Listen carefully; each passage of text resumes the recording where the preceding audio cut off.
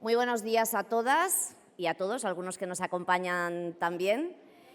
Qué gusto vernos y qué alegría podernos reencontrar en este espacio que es el nuestro, el espacio feminista, un espacio de compromiso, con pensamiento crítico y con una convicción firme, que el feminismo es la herramienta más poderosa que tenemos para transformar el mundo, el único que lo ha hecho sin armas y sin derramar una sola gota de sangre. Queremos agradecer especialmente al Instituto Cervantes, a su director, que hoy nos acompaña aquí, el acogernos en su sede.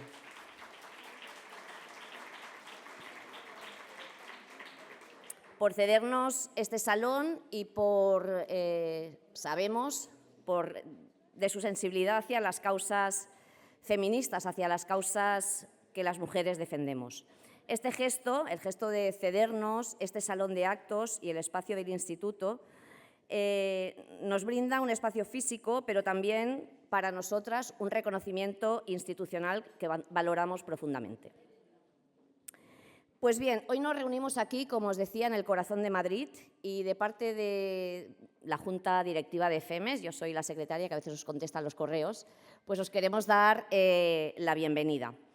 Y nos reunimos aquí no solo para compartir ideas, sino para trazar juntas el camino hacia una sociedad libre de violencia, de explotación y de desigualdad.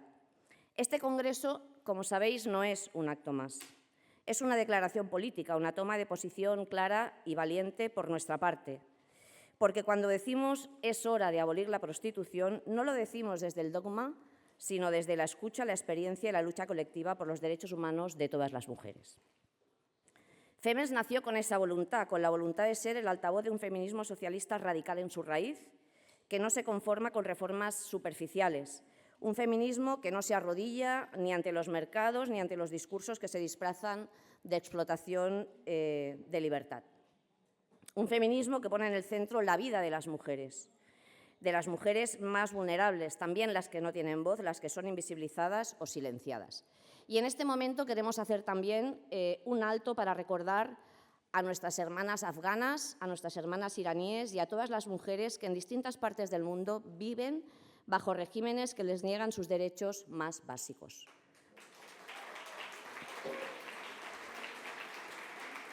Son mujeres que no pueden estudiar, que no pueden decidir sobre sus cuerpos, que no pueden en muchos casos hablar, que son silenciadas, encarceladas o asesinadas por alzar la voz. Mujeres que sobreviven en medio de guerras, desplazamientos forzados y violencias extremas. Este congreso también es por ellas, porque el feminismo es internacionalista y nuestra lucha no tiene fronteras. Y queremos expresar nuestro más sincero agradecimiento a todas las ponentes que hoy nos acompañan.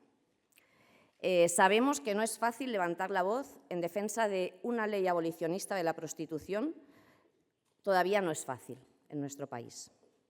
Requiere coraje, coherencia y una profunda convicción y compromiso con todas las mujeres. Muchas gracias por compartir vuestra palabra, vuestra experiencia y vuestra visión en este camino que sabemos que será difícil, que estará lleno de obstáculos, pero que es absolutamente necesario. Y estamos convencidas de que llegaremos a la meta. No sabemos cuándo, pero llegaremos.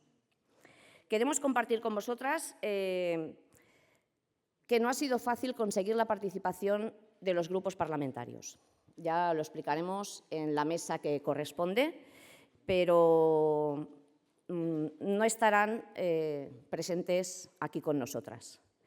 Desgraciadamente, eso es así, nos da mucha pena, pero han tenido su oportunidad. Desde Sumar, que ha sido el único grupo que nos ha contestado declinando la invitación, nos han dicho que no participarían, pero ha sido pues, el único grupo que nos ha dicho que se excusaba. Nada más, deciros que este congreso es posible gracias a todas vosotras, a las casi 600 socias que somos en FEMES, que sostenemos esta asociación y este proyecto con nuestro esfuerzo y con nuestro voluntariado, y que, por lo tanto, estamos aquí para seguir compartiendo, como hemos hecho cada año, en nuestro tercer Congreso Internacional. Nada más, esperamos que sea un día de reflexión, también un punto de inflexión donde podamos encontrar oportunidades en el camino y que salgamos de aquí más fuertes, más unidas y más decididas, porque, como decimos siempre, el feminismo no se detiene y nosotras tampoco. Muchas gracias por venir a todas.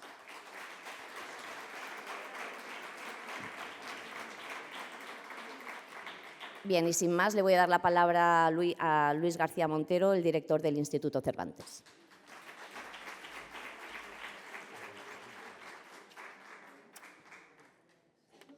Bueno, una alegría y un honor para el Instituto Cervantes dar la bienvenida a la Asociación Española de Feministas Socialistas en esta reunión. En el Instituto repetimos mucho cuando hablamos de las palabras de la lengua española que una lengua es mucho más que un vocabulario, que las palabras están llenas de historia, de experiencias, de valores, y defender un vocabulario para nosotros es defender en este momento una cultura, que es la cultura de la libertad. El Instituto Cervantes tiene más de 100 presencias distribuidas a lo largo del mundo y hace actividades culturales. Por ejemplo, en el curso 2024-2005 hizo más de 7.000 actividades.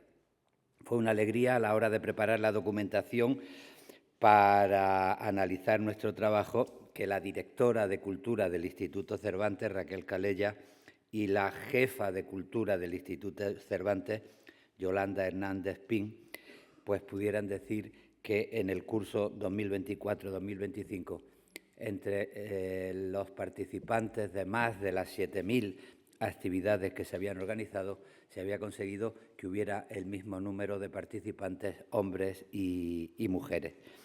Y en nuestro trabajo diario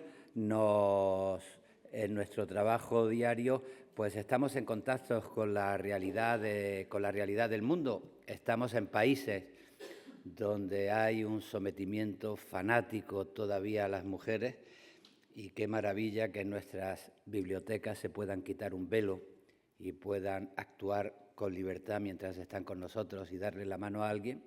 Pero eso no solo ocurre en los países fanáticos, lo estamos viviendo también en países que son democráticos, y estoy pensando en los Estados Unidos, donde en nuestras actividades, del mismo modo que tenemos que defender a los hispanos porque no son, como se dicen, violadores ni se comen a las mascotas, pues hay que defender a las mujeres porque para la identidad cerrada que quiere imponerse parece que son las enemigas de los hombres y las que están atacando a los hombres.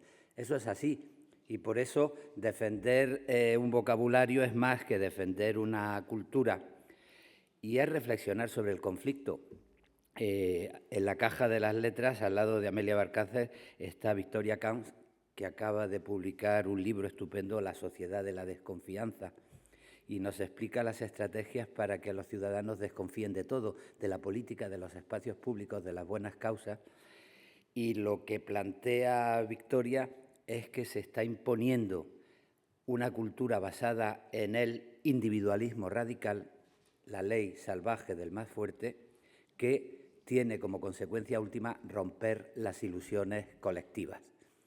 Bueno, creo que una reflexión sobre el feminismo nos ayuda a pensar de qué manera debemos defender la diversidad, la experiencia individual, pero dentro de las ilusiones colectivas, no como un enfrentamiento entre lo individual y lo colectivo.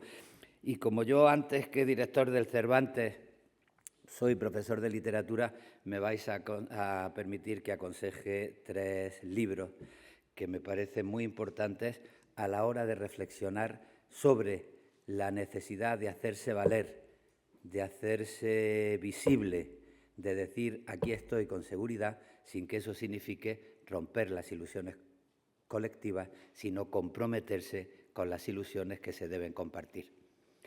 Ayer tuve el honor de presentar un libro de Nadia Calviño que se titula 2000 días en el Gobierno de España y que publicó Plaza y Jané. De qué manera el hacerse visible, el enfrentarse al machismo galopante, el decir aquí estoy yo y estoy segura de mí misma, es compatible con la apuesta por una economía de dimensión humana donde las ilusiones colectivas son el verdadero futuro del camino de la individualidad. Y aconsejo también un libro de Amelia Barcácer que me reafirmó en este sentido entre lo individual y lo colectivo, Ahora, feminismos, cuestiones candentes y frentes abiertos, porque tenemos abiertos muchos frentes. Y también aconsejo un libro de Carmen Calvo que se titula Nosotras, el feminismo en la democracia. Son 3 libros que ayudan a comprender de qué modo la reivindicación de la diversidad y de la experiencia individual no significa la ley salvaje que rompe con lo colectivo, sino un modo de entender lo colectivo. En el Instituto Cervantes nos sentamos delante de la página en blanco a pensar nuestro trabajo y vamos poniendo letras. Ponemos la P, ponemos la R, ponemos la O y cuando ya empieza a esbozarse una posible palabra, pues tenemos que elegir el camino. Y desde luego no elegimos el camino de la prostitución, sino el camino del progreso. De manera que muchas gracias y es un honor contar con todas ustedes.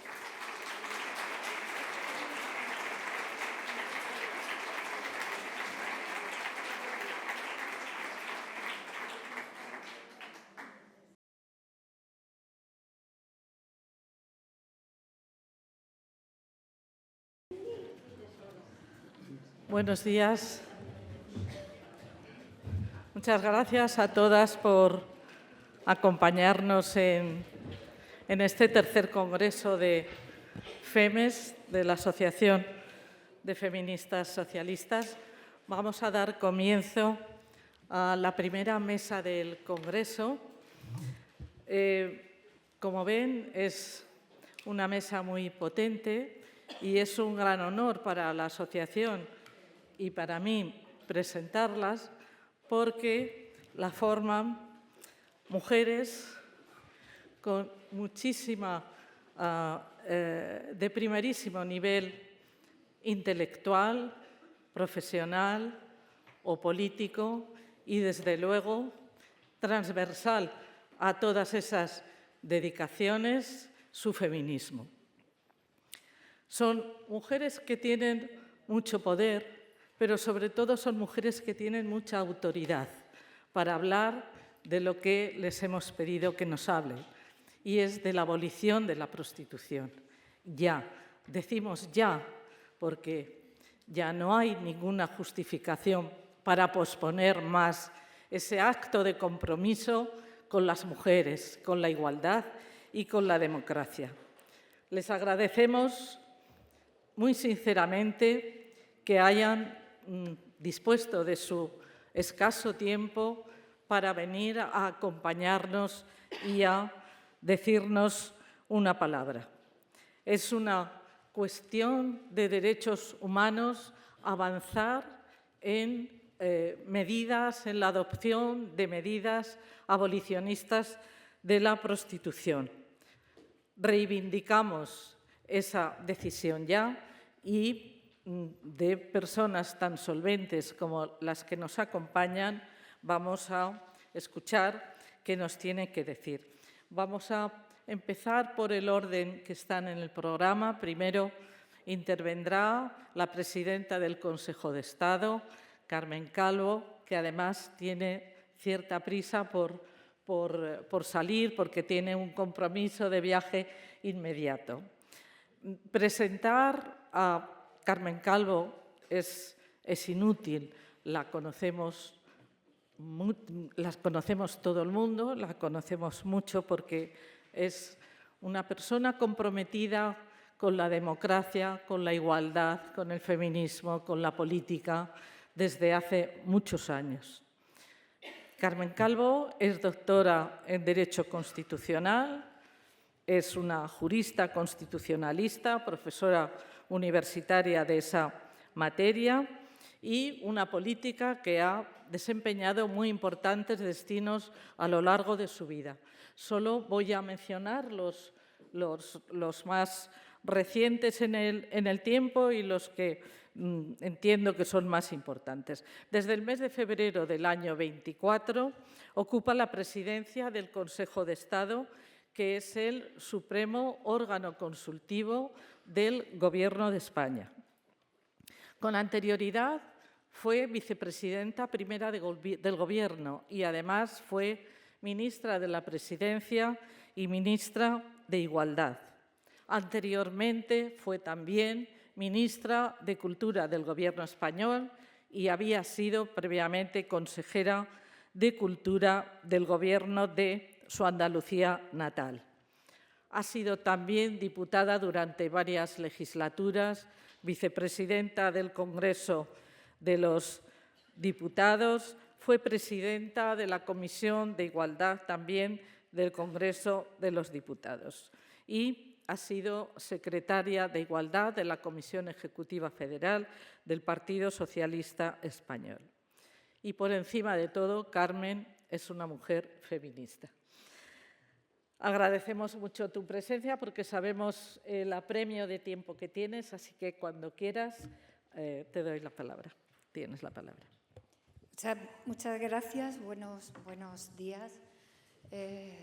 Estoy delante de un auditorio compuesto de amigas, de compañeras de viaje, de mujeres que conozco y con las que he hecho muchos caminos, una parte muy importante del camino de estos últimos 48 años de vida democrática de este país. Por lo tanto, me encuentro en mi casa. Si mis palabras, las que quiero compartir desde esta mesa para este congreso, fueran un pequeño librito, tienen un pequeño preámbulo también. Me gustó mucho que existiera FEMES. Me pareció importante, absolutamente necesario. Por eso, como decía Altamira, mi querida amiga Altamira, yo tenía que haber amanecido hoy en Málaga, porque a Málaga tengo que ir corriendo. Pero apenas recibí un WhatsApp de Amelia, de mi querida Amelia, contesté, creo que en tiempo real, voy a estar ahí porque ese es también mi sitio. Y por eso estoy aquí, y por eso tengo este preámbulo. Lo digo porque el feminismo es el único elemento que queda en pie por la igualdad radical de las democracias que lo sean de manera verdadera. Por eso inquieta tanto, querido Luis, por eso se le contesta tanto, por eso está ya en el combate político con todas las de la ley. Por eso ha vuelto un reforzamiento de la misoginia, por supuesto del neomachismo y el patriarcado boyante. Pero esto era algo que podíamos prever de muy largo tiempo. Cuando fuésemos importantes seríamos mucho más combatidas. Nada nuevo bajo el sol. Por eso conviene mucho tener reuniones, reflexiones conjuntas, estrategias, refuerzos entre todas, porque necesitamos releer muchas cosas de las que ocurren para no sentir que estamos retrocediendo. Esto no es un retroceso, aunque lo parezca. Este era el escalón que íbamos a subir cuando fuésemos completamente imprescindibles para entender la democracia, completamente imprescindibles para alcanzar el poder mediante las elecciones, completamente imprescindibles para cualquier ley en la que nosotras íbamos a exigir una mirada que responde siempre a una pregunta ante cualquier asunto. ¿Este asunto cómo afecta a hombres o a mujeres? Ese es el método feminista, hacerte la pregunta y buscar la respuesta. Así que ese es el primer mensaje que quería compartir con vosotras, que tampoco os descubro nada, porque en este sentido conviene que no mermemos fuerza para saber bien dónde están las dianas que tenemos que ir alcanzando. Por eso es importante que estemos siempre juntas en lo que sea mollar, en lo que sea verdaderamente significativo para nosotras. Y por eso también os agradezco mucho que os planteéis de manera monográfica la abolición, porque el feminismo que nosotras representamos es abolicionista, porque lo otro no es feminismo. Porque no puede serlo. No puede serlo en tanto en cuanto miramos cómo a la derecha no le inquieta semejante situación de esclavitud y de violencia contra nosotras, porque además hay negocio. Y faltaría más que se desprendieran de la perspectiva económica y mercadiana de lo que ahí hay. Pero es que combatimos por el otro flanco con una apariencia de libertad.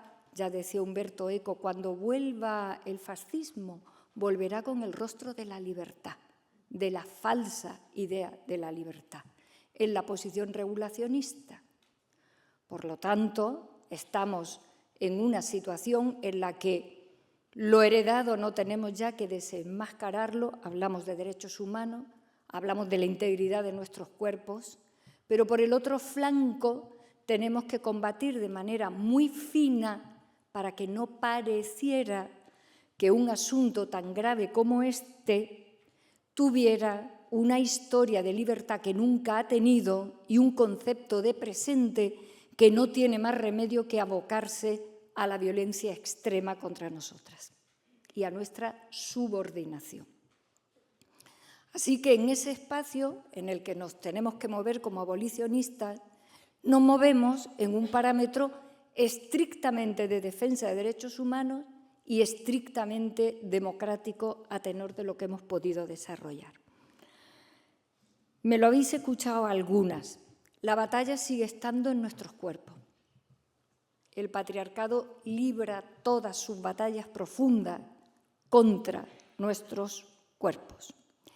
El cuerpo no es solamente el vehículo de la vida, tengas las ideas que tengas, incluidas las que tengas trascendentes, incluidas las religiosas. El cuerpo es el soporte de la vida. Pero el cuerpo es también el soporte del concepto de ciudadanía. Aquella idea revolucionaria que le vino a decir al mundo: sois libres, autónomos, independientes, en tanto que vuestros cuerpos no están vinculados personalmente a otro y eres su dueño. Esto que tan rápidamente llegó para los hombres, nosotras no lo hemos alcanzado todavía.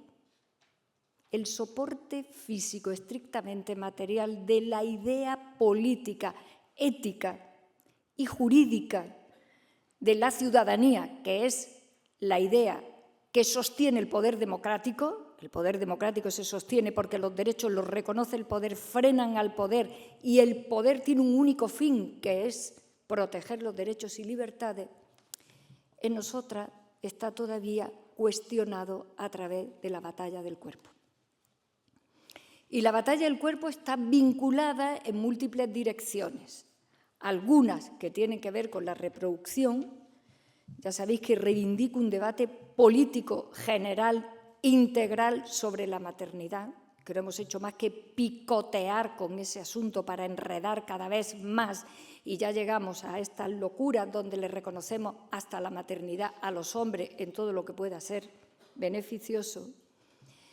Y luego diré algo para terminar ese apunte, porque sé lo que estáis pensando en relación a nuestros cuerpos y a la maternidad. Cuando el soporte del cuerpo está todavía en discusión, nosotras tenemos que estar continuamente hilando desde esa premisa. No somos dueñas de nuestros cuerpos. Los estados, incluso democráticos, se plantean como un dilema posible y razonable si regular la prostitución o abolirla. Como si eso se pudiera plantear. Como si eso fuera planteable contra más de la mitad de la población de un país que es potencial, simbólica, en el inconsciente colectivo, carne de prostitución. Y asistimos a este debate como si este debate fuera posible.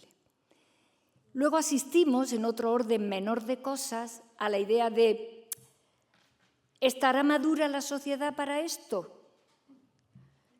El primer intento legislativo abolicionista en la historia de nuestro país lo sacó adelante Clara Campoamor. Todo este tiempo llevamos esperando. O sea que no es ya, es ya, ya, ya. Y da igual también, y mirad lo que voy a decir, y soy consciente de cuál es la estructura parlamentaria y los intentos frustrados donde tuvimos que ver a una mujer decir que la prostitución no se podía abolir porque existía. Ese día yo me quería cambiar de sexo. Sí, porque existía. Por esto no la podíamos abolir. Bueno, si lo llevamos al Código Penal entero, pues tampoco abolimos los asesinatos porque existe. En fin, sabéis perfectamente lo que quiero decir y en qué direcciones tenemos que combatir. Da igual, aunque importaría mucho tener una mayoría parlamentaria para sacarla adelante, pero aún así hay que volver una y otra vez hasta donde el reglamento de las cámaras te lo permitan, abrir una y otra vez el debate. Primero porque obliga a todos los demás a sacar argumentos de este nivelazo que acabo de relatar. A otros a que una vez y otra vayan desvelando también la ignominia de sus vergüenzas, porque lo que hay debajo es una hipocresía absoluta. Y conviene, sobre todo cuando hemos tenido que vivir de manera escandalosa y dolorosísima, que se rasgara todo el país las vestiduras por lo que hemos tenido que oír, cuando nosotras sabemos que eso es normal todos los días, a todas las horas, por parte de todos y también de quienes lo consienten. Y lo hemos oído.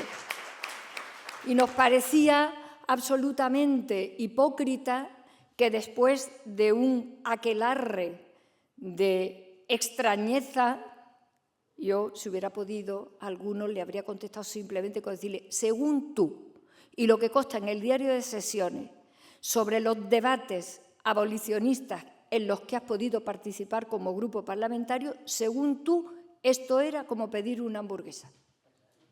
No sé de qué te escandaliza, porque tú has consolidado que eso sea pedir por el globo algo que te lo traiga. El mundo del revés. El mundo del revés. Y no ha sido fácil tampoco, lo digo para las que estamos aquí, y muchas de las que estamos aquí tenemos obligaciones de militancia, incluso haber llevado la organización de manera firme y clara a esto y que nos lo sigan preguntando todos los días para que lo expliquemos. Y en esto no podemos ceder ni un solo milímetro, porque lo que nos estamos jugando es la integridad de nuestro cuerpo, la autonomía de nuestro cuerpo y disponer de nuestro cuerpo real o potencialmente de no ser mercancía ni violencia. Ninguna de las dos cosas. Porque me gusta mucho recordar, para que aprendamos, cómo los hombres resolvieron este asunto. Y lo resolvieron por la misma vía que lo tiene resuelto el Convenio de Roma sobre Derechos Humanos en Europa y nuestra Constitución, en el artículo 10, por la dignidad. Los hombres resolvieron rápidamente cuando los hombres ricos les dijeron nosotros vamos a votar porque nos jugamos nuestras propiedades.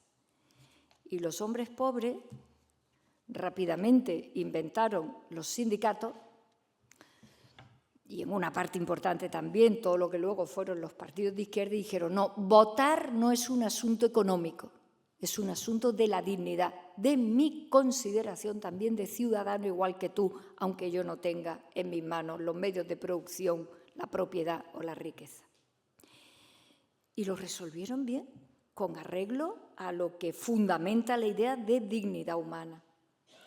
Pero cuando llegó el segundo momento, que nos ha pasado muy inadvertido en la reciente historia de nuestro país, de la dependencia de un varón de algo externo a su libertad, a su autonomía, que era, en el caso de nuestro país, el servicio militar obligatorio, cuerpo sujeto a una obligación de Estado que me secuestra un año en un cuartel,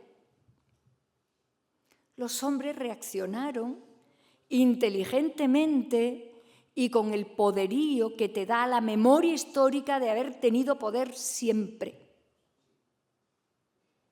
Ese es el suelo frágil que nosotras tenemos para sentirnos legítimas y fuertes siempre cuando damos nuestras batallas. Y tardaron 1 minuto los varones jóvenes españoles, los herederos de los tercios de Flandes, en decir que eran todos pacifistas. Nos quedamos muy encantadas todas de tener tantos potenciales novios heteros, pacifistas todos. Estamos encantadas las españolas. 1 minuto. Hubo hasta poco debate. Costó un pastizal montar un ejército profesional, porque había que preservar el último residuo que le quedaba a los hombres de no disponer de su cuerpo siempre.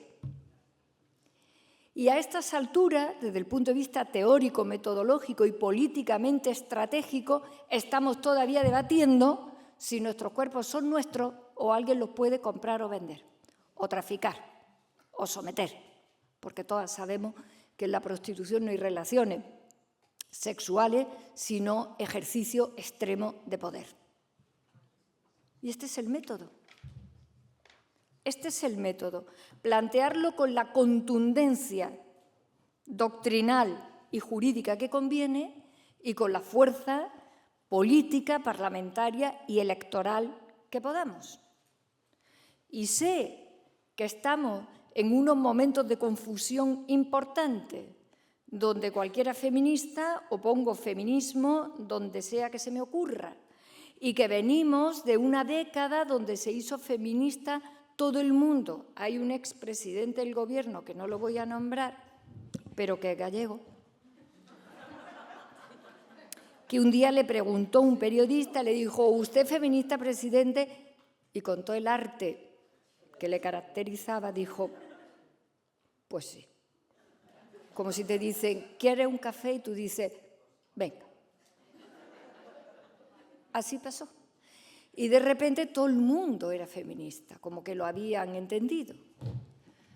De aquellos momentos muchas pensamos, ¿cuándo se va a pinchar esta burbuja inmobiliaria de este asunto? ¿Cuándo se va a pinchar esta ilusión absurda? ¿Cuántos de estos que de repente se han hecho conversos conocen algo, entienden algo, han leído algo y presentan respetos intelectuales, políticos, históricos al patrimonio de la lucha de las mujeres, que eso es el feminismo, el patrimonio que tenemos todas nosotras por haber plantado cara durante tantos siglos y de 250 años para acá de manera colectiva inmensa. No habían entendido nada, porque al feminismo es al único movimiento intelectual, político, cívico, jurídico al que se les falta continuamente al respeto. Nadie habla de sostenibilidad medioambiental sin tragarse 4 libros sobre energías limpias. Tú dices, no hablo de esto porque meto la pata. Con esto no, porque esto es nuestro, es el patrimonio que han ido acumulando las mujeres. Y en el siglo XX ya en todas las materias, en todos los lugares, después de dar el salto de las cárceles donde hemos estado alojadas a lo largo de la historia, en el denominado mundo privado o doméstico para más INRI. Claro, pero no me tengo que tomar la molestia de entender de dónde vienen ellas. Por lo tanto, me hago feminista yo en 1 minuto y le llamo feminismo a cualquier cosa. Y por si todo eso fuera poco, afrontamos todas las derivas que estamos afrontando en este momento y te dicen, bueno, lo queer es feminismo. No, lo queer no tiene nada que ver con el feminismo. Le tenemos que hacer frente nosotras, pero no tiene nada que ver con el feminismo. ¿Cómo va a tener que ver con el feminismo algo que pone en cuestión nuestra existencia física e histórica como sexo femenino? Hasta ahí podíamos llegar. Y cuando muchas veces hemos dicho, nos sacan de la idea de ciudadanía, nos sacan fuera de la fórmula política del Estado moderno, me refiero al Estado representativo, incluida ya la fórmula democrática del siglo XX, cuando nos sacan de esa idea en los primeros momentos revolucionarios y se nos saca por la misma vieja idea de que éramos incapaces, la modernidad política hereda el axioma más importante del patriarcado, que era que éramos incapaces, incompletas, insuficientes. Esa idea que la recorre la historia de la humanidad, curiosamente, ofensivamente, la recoge la Revolución Francesa. Y nos dicen, no serán ciudadanos, ya lo sabéis, ni los locos, ni los pródigos, ni los niños, ni las mujeres. Y nos lo vuelven a repetir.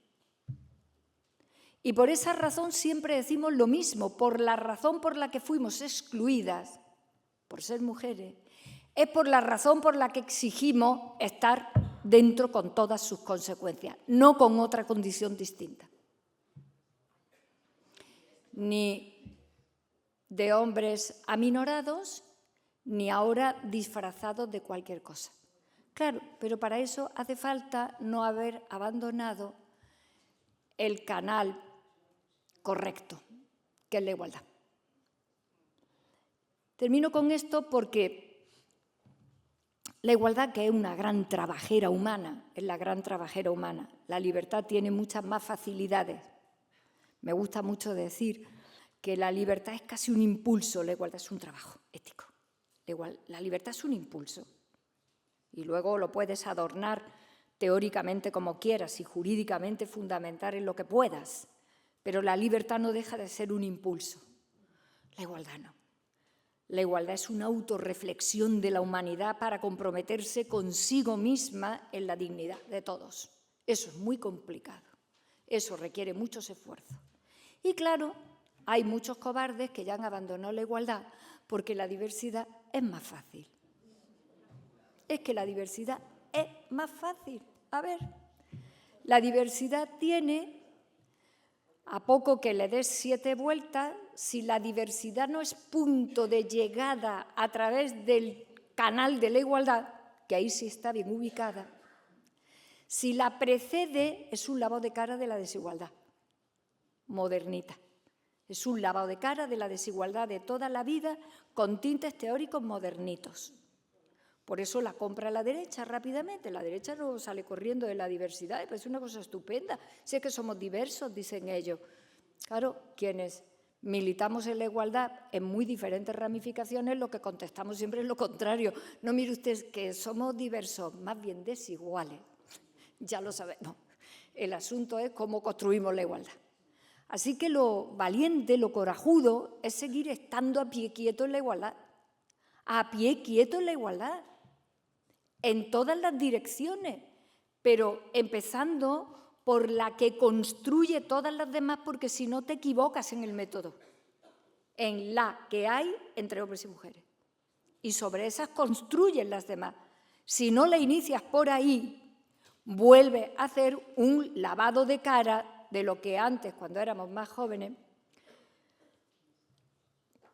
hablábamos el orden establecido. Lo que haces es lavarle la cara. Y entonces ahora vemos, incluso en términos pírricos, prosaicos, donde había estructuras institucionales y políticas, incluidas concejalías, que hacen mucha falta de igualdad, ahora son de diversidad. ¡Qué bien! ¡Qué estupendo! Porque hemos abandonado el ariete donde de verdad se desmonta y donde de verdad, en términos casi mitineros, se hace daño. Así que este es el asunto. Por igualdad de nuestros cuerpos no puede ser regulada la prostitución. Por la igualdad de nuestros cuerpos no hay posibilidad de que se mire para otro lado. Y en nuestros cuerpos van no solamente todo el frente de batalla contra todo tipo de violencia, va también incluida cómo afrontamos la maternidad, va incluida la prostitución, va incluida que no se nos alquile de incubadoras, porque no se alquila el vientre, se alquila un ser humano entero. Y esto ya nos parece el colmo del progreso. Y termino porque tengo en esta mesa juristas a las que a la Balaguer es adoración, pero en esta mesa hay mujeres de un prestigio increíble desde la primera hasta la última. Porque mirar, cuando tú todos los días oyes, y está bien, Código Civil, que hay que proteger, y Constitución española, el valor superior de la protección de los menores. Cuando tú oyes todos los días hablar de los derechos de los menores y de los convenios que España tiene ratificados en la materia y obligatorios como derecho interno, por ejemplo, al derecho que los niños adoptados y las niñas tienen a conocer cuando llega el momento a sus progenitores biológicos, ellos quieren, cuando damos todo el día la batalla, que yo no tengo ninguna objeción sobre qué significa la cercanía con los progenitores para la educación, la seguridad de los niños, la teoría del apego y todo esto que nos hace, en fin, equilibrados y parece que un poco más felices psicológicamente hablando. Oye, qué casualidad. Para los niños y las niñas de los denominados vientres de alquiler, esto no se lo tenemos que proteger a estos. Estos no tienen que conocer a sus progenitores biológicos. Es más, el contrato dice que no los van a conocer nunca. Y lo damos bien, ¿no? Esto nos parece que está bien, que así lo vamos a construir todo esto. Termino. Ahí está el feminismo.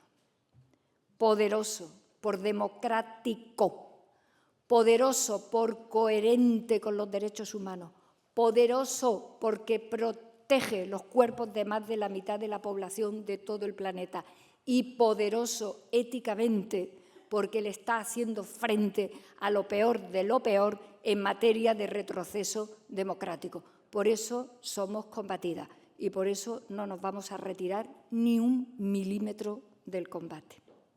Gracias.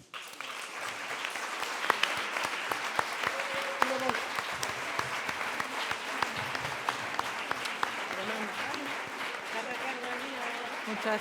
Me tengo que ir.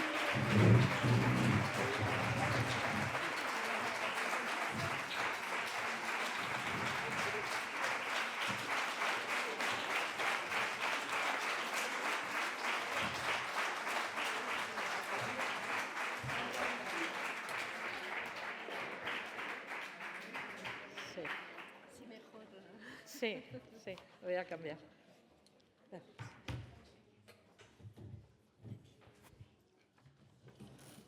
Bueno, pues aunque Carmen se ha tenido que ir, voy a darle las gracias por su intervención, como siempre tan clara, y por poner blanco sobre negro el problema del que estamos hablando. Y también por dar esperanzas, por contemplar la necesidad de llevarlo al Parlamento siempre que podamos, siempre que el reglamento lo permita, y por la necesidad también de aunar fuerzas con todos los partidos políticos que sea posible. Pero yo añado, aunar fuerzas entre mujeres, porque este es un problema que nos afecta a las mujeres. Las mujeres somos las concernidas. Los hombres tienen el privilegio de usar nuestro cuerpo y eso es a lo que queremos poner fin. Por tanto, es un problema de mujeres y unirnos para resolverlo es inteligente y creo que es lo que tenemos que hacer. Vamos ahora con la segunda ponente, que es María Luisa Balaguer Castejón. María Luisa es amiga y además es una jurista muy conocida y reconocida, es escritora también y es catedrática de Derecho Constitucional de la Universidad de Málaga. Ella ejerció la abogacía en los comienzos de su carrera profesional y desde el año 1980 es docente universitaria. Obtuvo la cátedra en el 2003 y fue la primera mujer catedrática de Constitucional de Andalucía.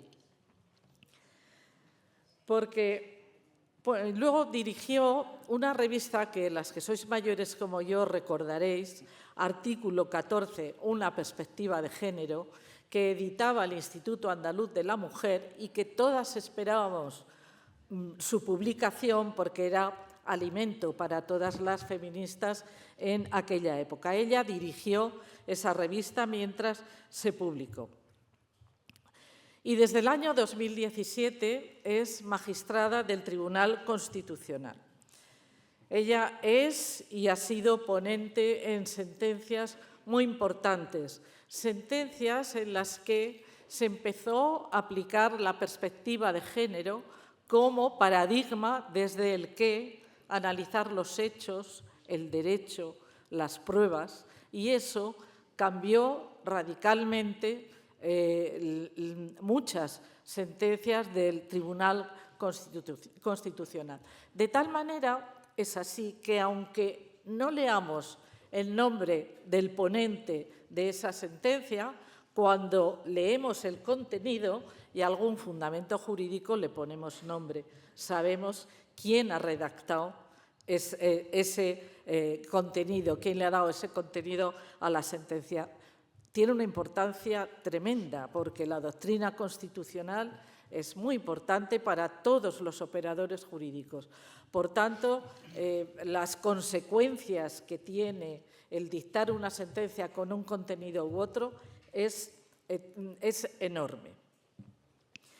Sobre todo, ha elaborado mucho y hemos aprendido mucho de sus análisis de cuál ha de ser el interés superior del menor, cómo ver qué es lo que o cuál es el prisma para analizar lo que conviene a los menores, ¿no? Cuál es el beneficio. Por eso están cambiando el Tribunal Constitucional, María Luisa Balaguer y otras magistradas que hay también ahí. Como digo, estamos pasando de un paradigma de justicia patriarcal a un paradigma de justicia de género. Esperemos que estés ahí mucho tiempo y que nos dictes sentencias preciosas. Bueno, y hay una que quería para las juristas que estéis por aquí, que me parece importantísima, que es la 54 del 2025, que ha resuelto un tema... sabe de memoria. Sí, porque las utilizamos para nuestro trabajo. Que ha resuelto un tema de sustracción nacional de menores y ha aliviado a muchas mujeres que son víctimas de violencia de género que no podían salir de la ciudad en la que estaban siendo violentadas ella y los hijos para salir del medio violento, y la justicia patriarcal, la patria potestad, era interpretada como tenían que contar con el consentimiento del maltratador para poderse mover de pueblo o de ciudad. Ella ha sido ponente de una sentencia que dice que no, que la patria potestad de un maltratador no llega ahí. Y eso ha aliviado, os digo, a muchas mujeres que pueden volver a su tierra con su familia y encontrar la paz en un lugar alejado del maltratador. Bueno, no doy más porque quiero que ella sepa la trascendencia de lo que resuelve. María Luisa. ¿Cómo se hace esto? Es tuya la palabra. De sentencia, sí, pero de esto... Nada, no tienes que hacer nada. Ya estaba. Buenos días. Bueno, estoy muy emocionada porque una cosa es efectivamente estar en el tribunal imponiendo tu criterio, que has estudiado muy bien, y otra cosa es venir a ver a un grupo de mujeres tan compactos, tan agradables, tan afectivos, que te abraza, que eso ya me supera. Ponme a luchar, pero como me ponga a dar besos, ya tenemos la mañana llorosa. Además, coincide con que el otro día en la universidad se hace una cosa que se llama Libera Micorum, a las personas que se van de la universidad. Y fue mi Libera Micorum, y también en el Centro de Estudios Políticos y Constitucionales, que es donde se suele hacer, también nada más que recibía también cosas positivas. Y yo he sufrido tanto en la vida y me han machacado tanto que ahora de repente pienso que o bien he hecho algo bueno, que no lo sé muy bien, ahora vamos a ver si ha sido, o bien todo el mundo se ha vuelto muy bueno, porque allí no había solamente mujeres, había también hombres que hablaban de mis capacidades, y eso sí que me ha sorprendido extraordinariamente. Es verdad que para mí es un antes y un después en mi vida de ir al Tribunal Constitucional, porque aunque des clase, aunque tengas alumnos y alumnas aventajados, aunque seas capaz de dirigir un equipo de investigación, una sentencia es otra cosa. Y a la que se está refiriendo Altamira ahora era una mujer que había tenido que huir de su casa con su hijo. Pero en la sala nosotros tenemos una composición 3-3, es paritaria, 3 mujeres y 3 hombres. Y generalmente este tipo de sentencias la aprobamos por 4-2. Hay 2 personas en la sala. Bueno, sabéis que hay sala y pleno, todo esto. Aquí he visto juristas a punta pala y creo que son así, ¿no? Y entonces, en ese caso concreto, la doctrina que nosotros sentamos, y es fantástica porque eso significa que la doctrina queda ahí, ya no se puede separar de la doctrina del tribunal, fue que cuando una mujer encuentra peligro, no solamente en su físico, en su vida, sino que por parte de su hijo ve que puede ser utilizado como violencia vicaria, aquí la idea de que ahora el Gobierno tenga una iniciativa acerca de una ley de violencia vicaria, que ya estaba haciendo falta, esa violencia vicaria o esa expectativa de violencia vicaria justifica que esa mujer huya para defender a su hijo. Es algo muy importante porque estamos ampliando la cobertura de la mujer maltratada a la violencia vicaria. Entonces, esta ley ahora creo que tendrá en cuenta nuestra sentencia. Bueno, esto me emociona muchísimo y estar aquí con mujeres como Lidia Falcón, a la que hace varios días vi en la Biblioteca Nacional y le decía, y tenemos esa comida pendiente, no están las cosas tan mal. Hay una generación nueva de mujeres que no estamos en condiciones objetivas, que han estado nuestras madres por circunstancias, etcétera, y que tenemos la capacidad de reaccionar, no porque nosotros tengamos más mérito, sino porque las mujeres que nos han precedido, como tú, por ejemplo, han trabajado mucho para que nosotros seamos libres. Entonces, en ti, en Julia Sevilla, en Rafaela, en Amelia, personalizo lo que yo puedo ser hoy, que de no haber estado en contacto con vosotros, con vuestra literatura, con vuestra escritura, con la primera vez que oí hablar a Amelia Valcárcel en Baeza, con los Baezas de cada año, de no haber sido así, yo no sería la mujer que soy. Por lo tanto, a vosotros lo debo. Y ahora cuando lo hago, cada vez que lo hago, me emociono mucho de pensar que efectivamente hay situaciones en la vida en las que tú tienes la capacidad. Hubo no es feminista, pero al final sí es también feminista. Hubo una vez que a las 11 de la mañana yo estaba dictando un auto para que no pudieran echar de su casa una familia con 5 hijos. Y cuando llegué a mi casa me encontré en las noticias, en la sexta, que la orden de desahucio finalmente se había podido anular porque el Tribunal Constitucional había mandado un auto dejando sin efecto el desahucio. Comprenderéis lo que eso significa, o sea, cómo come ese día, ¿no? Todas esas posibilidades que la vida me está dando desde el año 2017, a mí me están pareciendo un lujo de vida. Pero es que además cuando veo que abogadas jóvenes que van a verme allí al tribunal y con las que les puedo regalar algún libro y compartir, etcétera, pues Julia se ha ido justo cuando la estaba lavando y eso sí que voy a tener que repetirle la alabanza porque si no, no se va a sentir concernida. Bueno, pues cuando ocurren cosas de este tipo, tú sientes dentro de ti una felicidad inmensa y esta felicidad, insisto, una vez más se la debo al movimiento feminista, al que yo una vez también me apunté.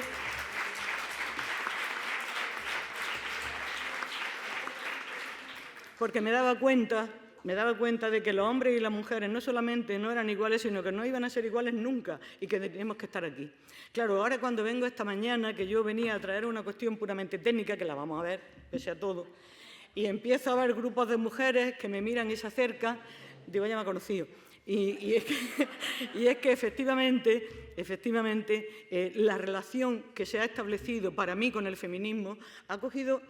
Siempre he sido feminista y me conocéis, lo sabéis, pero ha cogido ahora un aspecto muy sentimental y muy afectivo para mí. Y es que sé que hay muchas mujeres a las que yo no puedo decepcionar, cosa que antes, bueno, pues era profesora y suspendía a los que no sabían y aprobaba a los que sabían.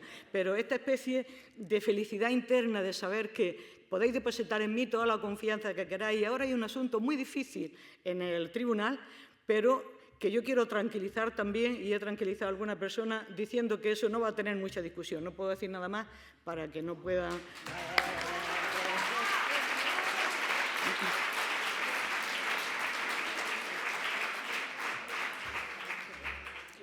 para que no puedan incapacitarme, que estarán deseando, pero lo que sí quiero que sepáis es que las mujeres que estamos hoy en el tribunal también somos feministas, salvo alguna, como siempre suele ocurrir, pero que tenemos una relación muy estrecha, que tenemos una, ¿cómo diría yo?, una especie de consenso, más o menos inconsciente, de que nosotros estamos allí también para representar el feminismo, y eso es una cosa muy bonita, y probablemente sea la primera vez que pase en el tribunal, porque cuando yo entré en el primer tribunal, yo ya voy por el tercero, porque se van renovando por tercios, pues cuando entré en el primer tribunal había una señora que decía siempre, ya que no venía a defender a la mujer, no, hombre, ya venía a defender la justicia. Digo, pues entonces tenía que ser feminista, porque la justicia está en defender al feminismo.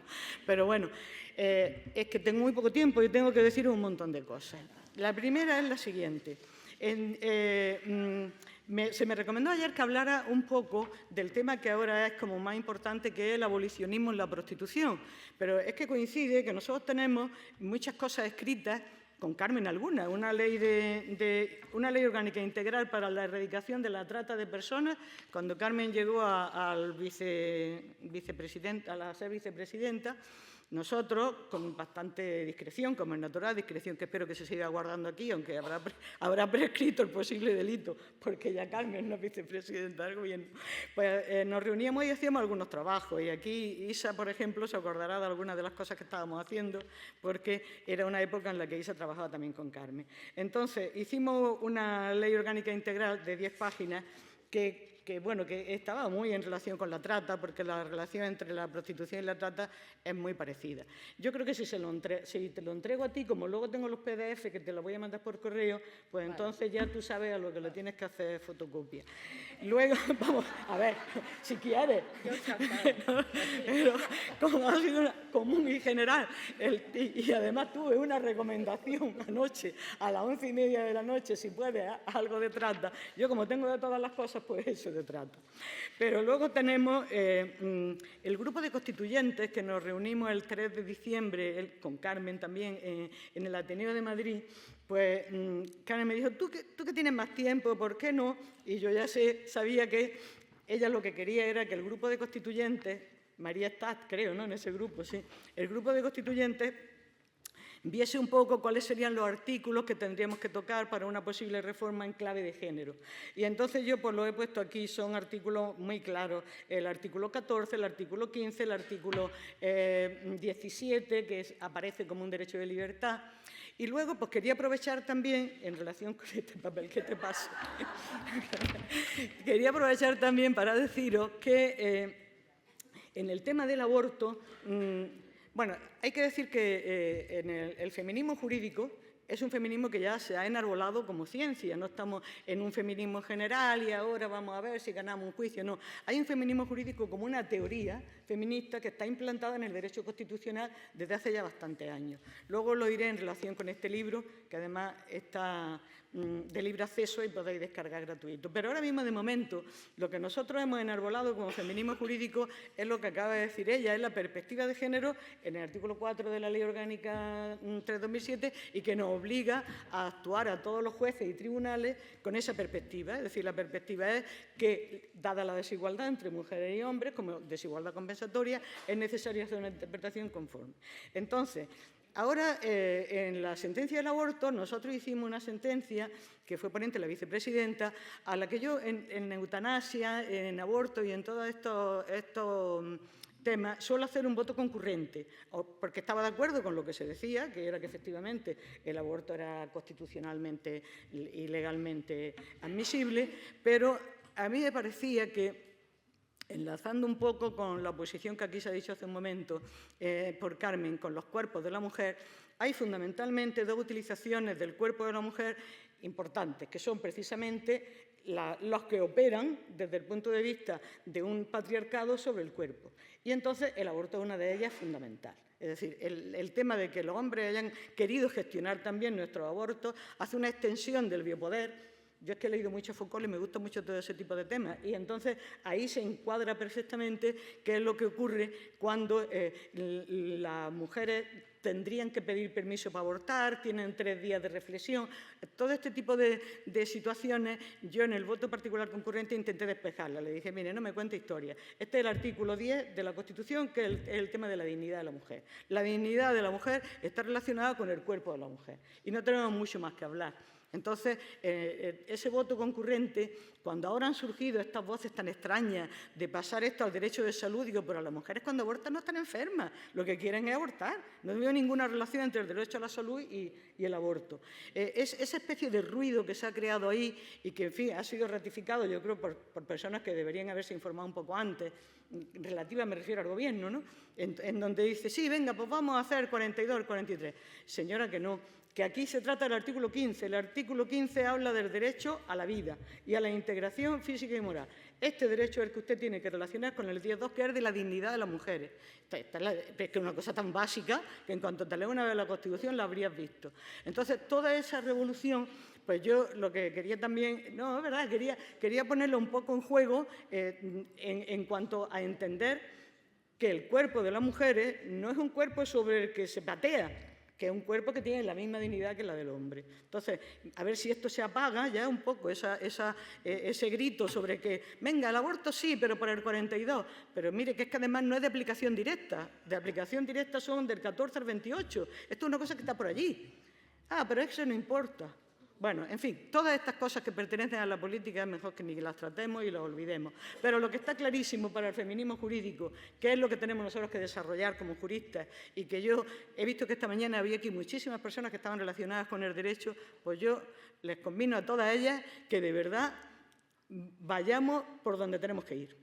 El feminismo jurídico es muy reciente y además yo lo copié en lo que de mí dependía de una señora que se llamaba Malena Costa, que es latinoamericana y que se lo sabía todo, y yo dije, pero como esta mujer se lo sabe todo, yo no me sé nada. Pues entonces empezamos a agruparnos constitucionalistas y nos unimos bastante a discípulas de Amelia y a discípulas de Celia Moró, o sea, a mujeres que habían hecho el feminismo filosófico, que es vuestra aportación importantísima porque es donde despertáis la conciencia feminista. Y entonces decidimos hacer un libro. Y el libro es este, Hacia el final de la prostitución, abolicionismo y dignidad de las mujeres. Aquí está Luisa Posada, Rosa Cobo, o sea, amigas y compañeras nuestras todas.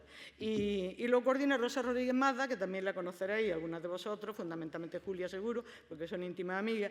Entonces, Yolanda Gómez, que era la directora del Centro de Estudios Políticos y Constitucionales y también feminista, obviamente, nos dijo, mira, esto lo que podríamos hacer es ponerlo en abierto, porque el Centro de Estudios Constitucionales lo puede hacer, y así en abierto lo puede ver todo el mundo, y total, que vamos a cobrar de derechos de autor, nada. Entonces todas dijimos que sí, por supuesto, y lo tenéis solamente entrando en el Centro de Estudios Políticos y Constitucionales, ¿cómo se llama?, publicaciones.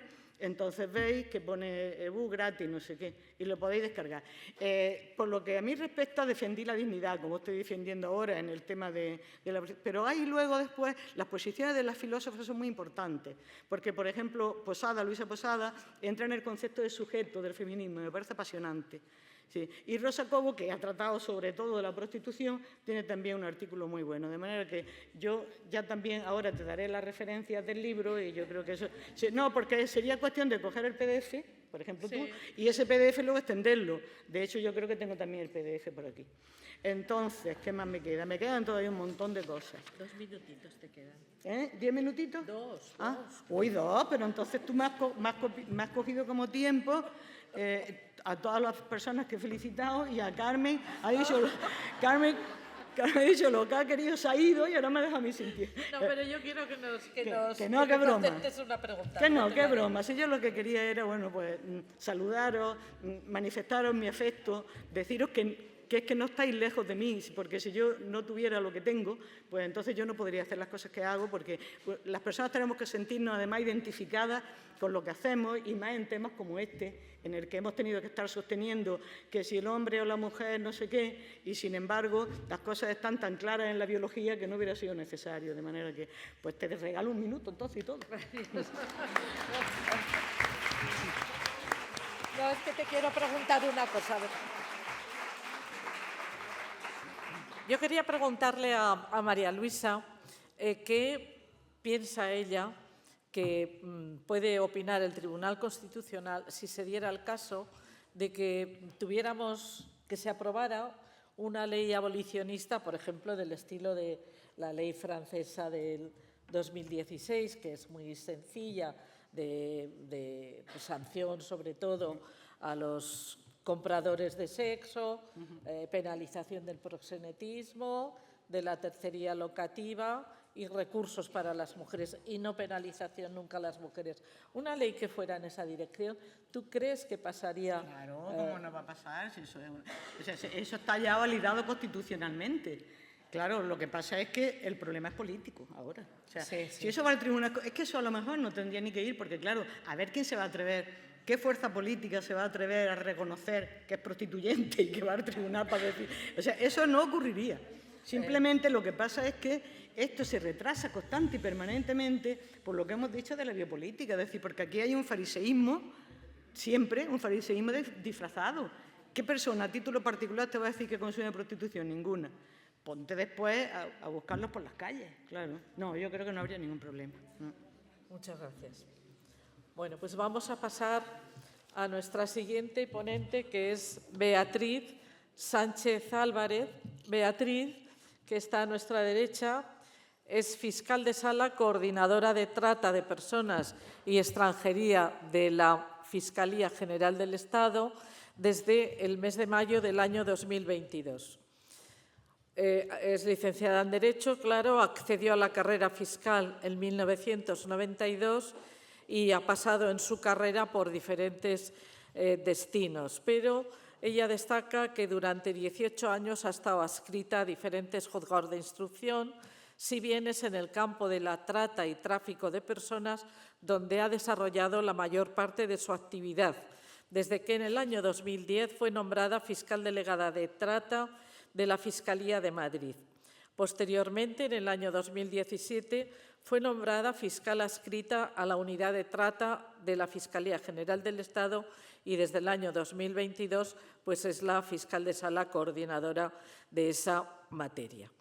Entre sus principales competencias se encuentra, que me parece que es interesante ponerlo de relieve, coordinar y supervisar las investigaciones y procedimientos judiciales que se siguen en todo el territorio por delitos de trata, tráfico y seres humanos, prostitución y delitos conexos. Asesoramiento técnico a otros fiscales, elaborar criterios de actuación de la Fiscalía e impartir formación y capacitación en esta materia. Ha colaborado en numerosos proyectos internacionales referidos a la lucha contra la trata y el tráfico de personas y, como las otras componentes que no me he detenido porque si no consumiríamos mucho tiempo, tiene numerosas publicaciones y ha recibido muchos premios. Y yo te quería preguntar, Beatriz, ¿una nueva ley contra la trata no debería contener medidas abolicionistas de la prostitución si queremos atacar la causa de la trata? Evidentemente sí. Gracias. No se entiende de una manera objetiva, clara, conforme a los derechos humanos y fundamentalmente desde un punto de vista pragmático, una ley integral contra la trata que no aborde una visión abolicionista de la prostitución. Es imposible.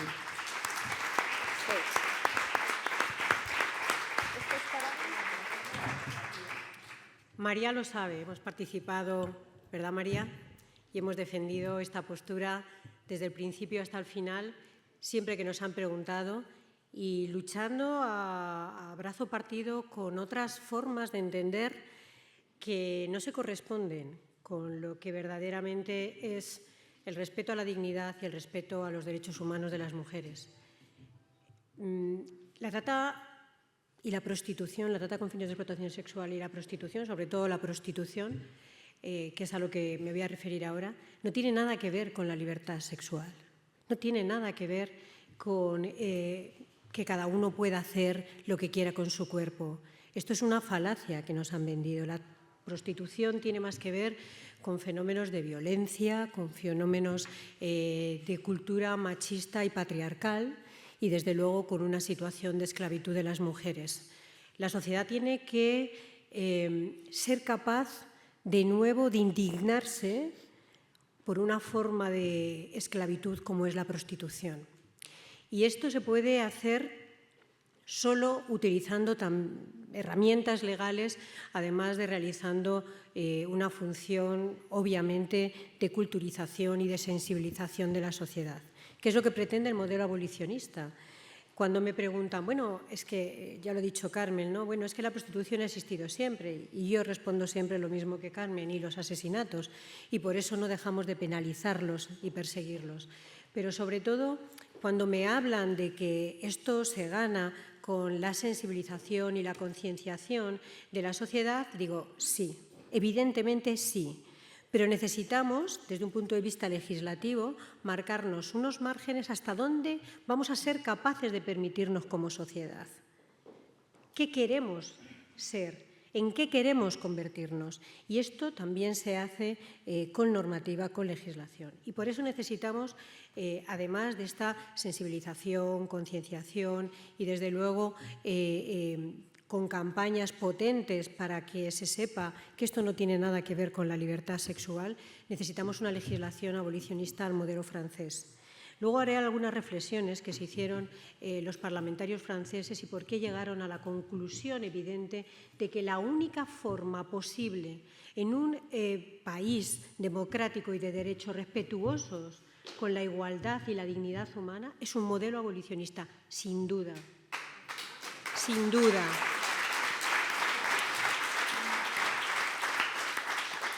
Es importante entender, cuando también te preguntan en un momento determinado, bueno, pero ¿y qué hacemos con las mujeres que deciden libremente ejercer la prostitución? Y yo siempre hago la primera disquisición, luego hago más, pero la primera es la siguiente. ¿Qué entendemos por libremente? ¿Qué entendemos por consentimiento y decisión? ¿Qué es lo primero que tenemos que intervenir? Bueno, pues en principio el consentimiento se obtiene mediante la expresión de voluntad libremente obtenida, es decir, carente de violencia, de intimidación, de engaño, pero sobre todo, que es lo que más, en donde más incidencia hay, libre de cualquier abuso de estado de necesidad, de vulnerabilidad o de superioridad de la persona que lo ejerce. En la mayoría, en la base fundamental de las mujeres que ejercen prostitución, está el abuso de una situación previa de necesidad y de vulnerabilidad. Por lo tanto, no hay consentimiento en esta situación y, por lo tanto, no podemos decir que se dedican libremente a ejercer la prostitución al menos de un 95% de las personas que ejercen prostitución en el mundo, y especialmente en nuestro país. Y cuando llego a este punto también me hacen otra observación, y es, claro, tú tienes una visión sesgada, porque tú lo que ves a diario son conductas delictivas, es decir, aquellas que tienen sospechas o indicios, al menos, de esta violencia, de esta intimidación, de esta situación de vulnerabilidad. No ves al resto de las mujeres que lo hacen libremente. Digo, sí que lo veo. Y sí que lo veo porque tengo datos estadísticos que me demuestran determinadas circunstancias. En nuestro país, el 92% de las mujeres que ejercen prostitución no son europeas, no son españolas. No es que no sean solo de nuestro país, tampoco lo son ni alemanas, ni francesas, ni italianas. Es decir, no hay en un tanto por ciento elevadísimo mujeres que no estén y no procedan de países donde tienen una situación económica, política, social absolutamente devastadora, o que procedan de situaciones de violencia previa, intergénero, y también dentro de sus familias y sus sociedades y en su propia realidad.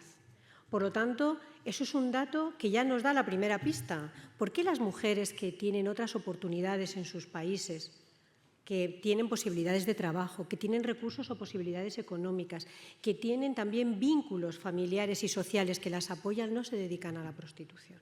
Este es el primer dato, ¿no? Sin tal libre es, ¿por qué estas mujeres que ejercen su libertad no se dedican a esta actividad? En segundo lugar, siempre pongo el mismo ejemplo.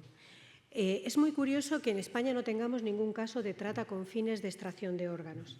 ¿Por qué? Porque tenemos una legislación ejemplar en materia de trasplante de órganos. Normalmente, evidentemente, la trata con fines de extracción de órganos lo es para posteriormente realizar un trasplante a una persona y generalmente viva.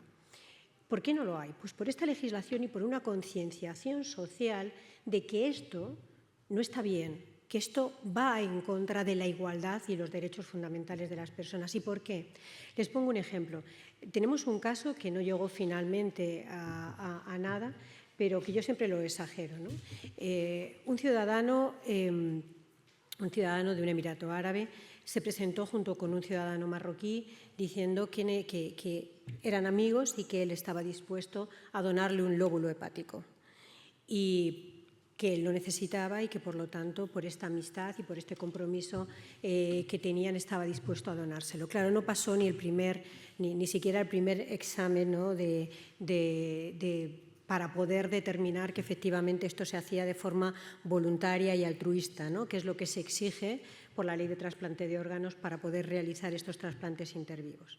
Pero vamos a ir un poco más allá. Imaginemos que verdaderamente, una vez que se ha realizado esta primera entrevista, este primer examen, se dice, bueno, es verdad, me han pillado, yo realmente, este señor no es mi amigo, pero yo necesito un lóbulo hepático y este señor necesita dinero. Por lo tanto, déjele que me done ese lóbulo hepático. Al fin y al cabo, los dos ganamos. Él necesita un lóbulo hepático, él necesita dinero y yo un lóbulo hepático. Esto no se consentiría porque la moral, porque la ética, porque el respeto a los derechos humanos nos hacen pensar, ¿verdad?, que nadie pone en riesgo su vida si no es por alguien muy cercano, por un sentimiento muy fuerte de solidaridad, y que si lo hace por un ánimo meramente económico y de vulnerabilidad económica, no lo debemos permitir como sociedad, porque supondría que se tiene mayor derecho a la vida y a la salud por ser rico que por ser pobre. Y esto nos repugna. Y, sin embargo, no nos repugna ver que hay mujeres que todos los días exponen su cuerpo, su salud, su integridad a manos de otros hombres. Esto no nos repugna. ¿No nos parece contrario a la igualdad? ¿No nos parece contrario a verdaderamente la dignidad? Esto tiene mucho que ver con el planteamiento patriarcal y con un pensamiento machista. Por eso es tan difícil sacar adelante una ley abolicionista, porque tenemos todavía ese sesgo de que verdaderamente se puede utilizar el cuerpo de las mujeres. Yo voy a dar unos datos y luego voy a hablar de algo desde un punto de vista más pragmático como fiscal. Para que nos hagamos una idea, el 98% de las personas que ejercen prostitución en España son mujeres. Por eso es un problema de las mujeres, por eso incide sobre nosotras especialmente. Por cierto, el otro tanto restante está prostituido por hombres también. Y lo es para hombres. Son los hombres los que consumen también el sexo de niños y de otros hombres. Por lo tanto, la incidencia y la forma de afectación de este fenómeno es directamente hacia las mujeres. Por eso tiene una perspectiva de género clarísimo. Es una forma de violencia sobre la mujer, absolutamente intolerable. Es una forma de discriminación prohibida por las normas regionales e internacionales. Y, sin embargo, pasa a diario por delante de nosotros sin que podamos hacer nada. Evidentemente, esto tiene también mucha responsabilidad el legislador, pero también los aplicadores del derecho. Yo me encuentro todos los días sentencias de diferentes audiencias provinciales que dicen que, bueno, como las mujeres sabían que venían a ejercer prostitución, pues entonces no hay un delito de trata con fines de explotación sexual. Y dices, o sea, que da igual que esté disponible 24 horas 7, que se le imponga cualquier tipo de condición y que además no se las pague, porque como ya sabían que venían a ejercer prostitución, de la situación de vulnerabilidad previa ni hablamos, eso ni lo valoramos. Y a mí me sorprende este planteamiento que refleja lo que se siente socialmente, porque todavía en nuestro país muchos de los que consideramos héroes nacionales, como nuestros futbolistas, no me refiero a nosotros, sino a nuestros jóvenes, se jactan de celebrar sus triunfos consumiendo prostitución. No podemos normalizar este fenómeno y hasta que no cambiemos legislativamente esta visión, no vamos a poder a la vez iniciar esta cultura de erradicación de una forma de esclavitud.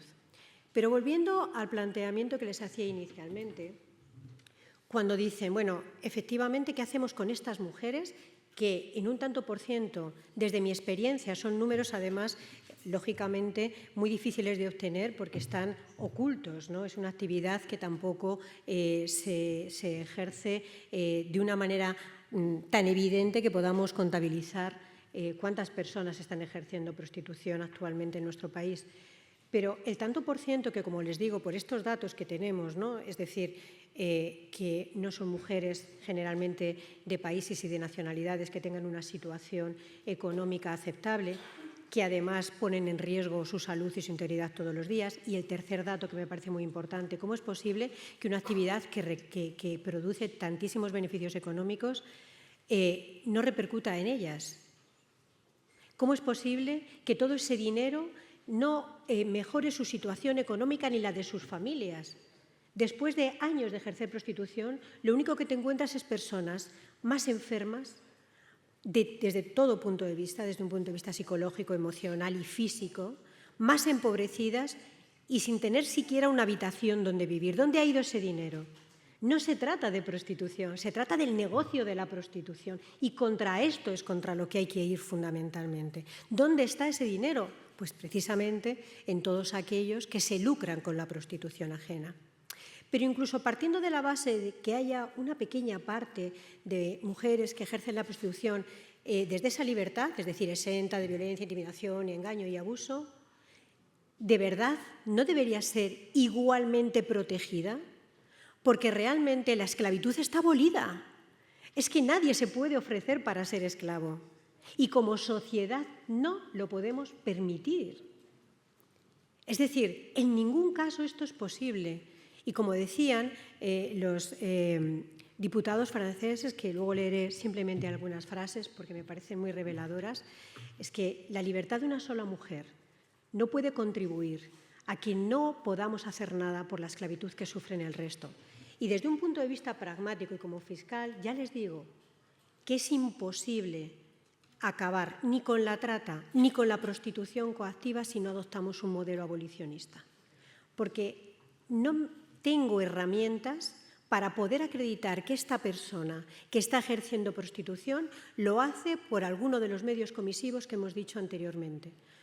Hay pisos donde se ejerce prostitución y que sabemos o intuimos que verdaderamente lo hacen bajo un régimen de explotación y proxenetismo.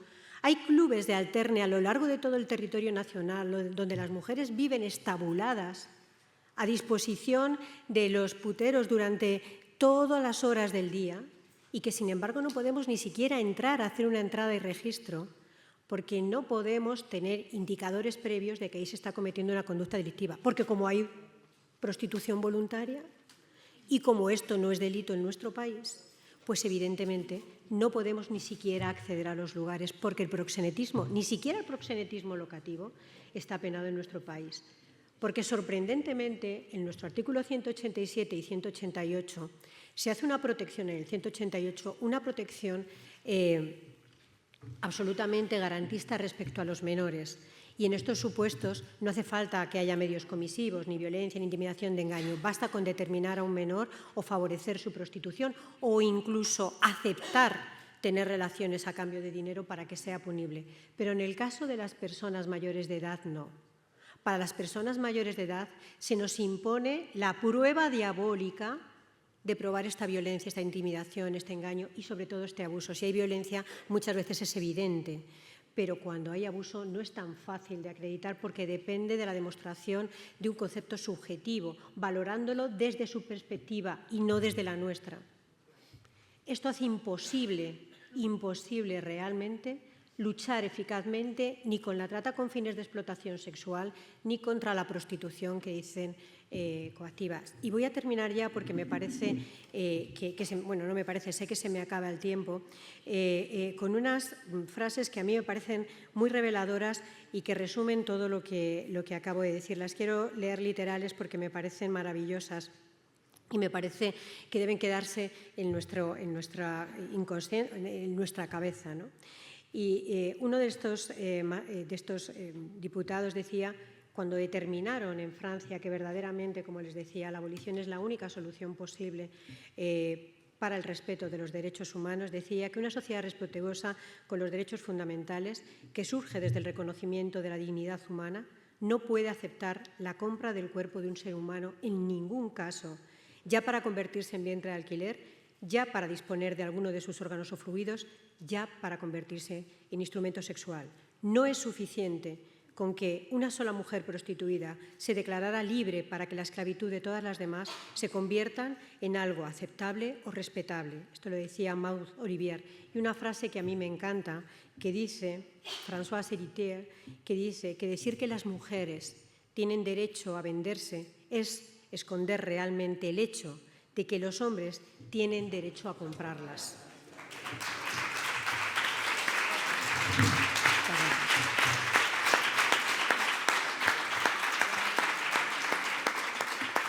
Muchísimas gracias, Beatriz. A propósito de la discusión de la ley francesa, si tenemos medios técnicos luego, que espero que sí, tenemos unas declaraciones preciosas de Nayat Vallaud, que es la ministra francesa que propuso esa ley y que luchó casi desde la soledad hasta que consiguió que se aprobara. Bueno, es objetivo posible. Y para terminar nuestra mesa, tenemos a Ren Al-Salem. Ren Al-Salem.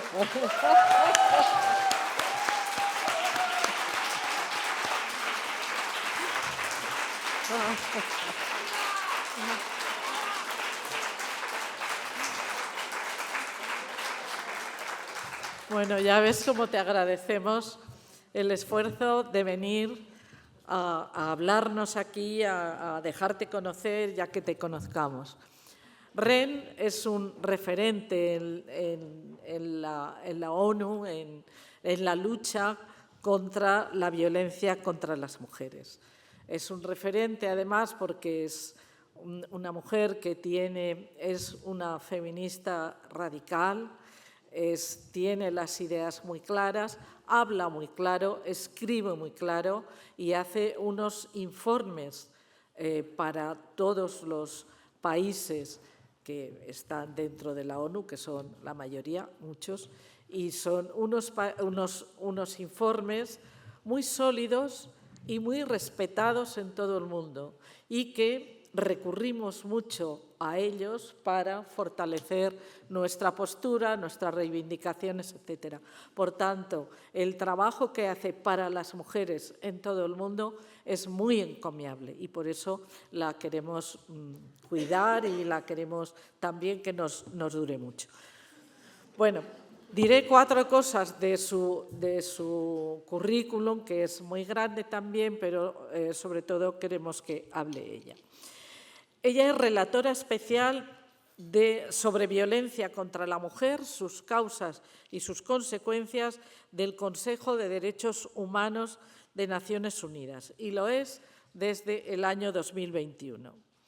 Es consultora independiente sobre cuestiones de género, derecho de los refugiados y los migrantes, justicia de transición y respuesta humanitaria. Y ha realizado numerosas consultas tanto para estados como para organizaciones o organismos. Anteriormente trabajó como funcionaria internacional prestando sus servicios para el ACNUR en 13 países. Como decía, conoce como nadie la situación de las mujeres y las niñas y niños frente a la violencia en el mundo. Y como relatora especial de la ONU ha emitido numerosos informes que son muy respetados por los Estados también. Y voy a hacer referencia solo a dos de ellos, dos de los últimos. El último acaba de hacerlo público, de presentarlo ante la Asamblea General de Naciones Unidas en el mes de octubre, y el informe se titula «Las diferentes manifestaciones de violencia contra las mujeres y las niñas en el contexto de la gestación subrogada». Este informe, en el que se recomienda la abolición de la gestación subrogada e incluso, algo que estábamos pidiendo desde hace años, la adopción de una normativa internacional que prohíba la gestación subrogada en el mundo, este informe ha sido apoyado por 228 ONGs, entre ellas por FEMES, de 40 países del mundo. Este es el último informe, y otro que tiene todo que ver con lo que estamos discutiendo en esta mesa, lo presentó en junio de 2024 también ante el Consejo de Derechos Humanos de Naciones Unidas, y se titula «La prostitución y la violencia contra las mujeres y las niñas», en el que se hace hincapié en la irrelevancia del concepto de consentimiento en el contexto de la prostitución, y recomienda a los Estados que, entre otros extremos, adopten el marco jurídico abolicionista y sus 5 pilares, de los que espero que nos hablará. Y recomiendo vivamente la lectura del informe. Ren, cuando quieras.